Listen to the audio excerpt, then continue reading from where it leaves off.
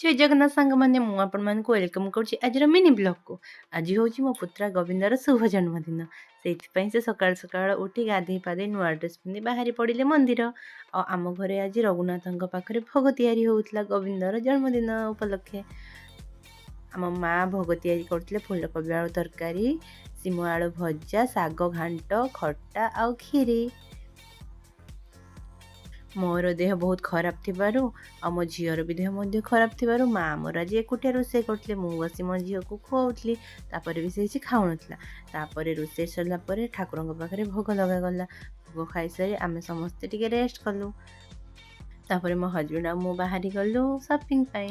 ଆମ ବର୍ଥଡେରେ ପୁଅ ପାଇଁ କେକ୍ ଆଉ କିଛି ଡେକୋରେଟ୍ ସାମାନ ଧରି ପଳେଇ ଆସିଲୁ।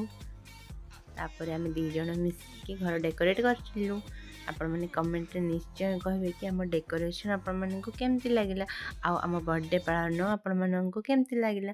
ରହିଲି, ଜୟ ଜଗନ୍ନାଥ। ପୁଣି ଦେଖା ହବ ଗୋଟେ ନୂଆ ଭିଡ଼ିଓରେ।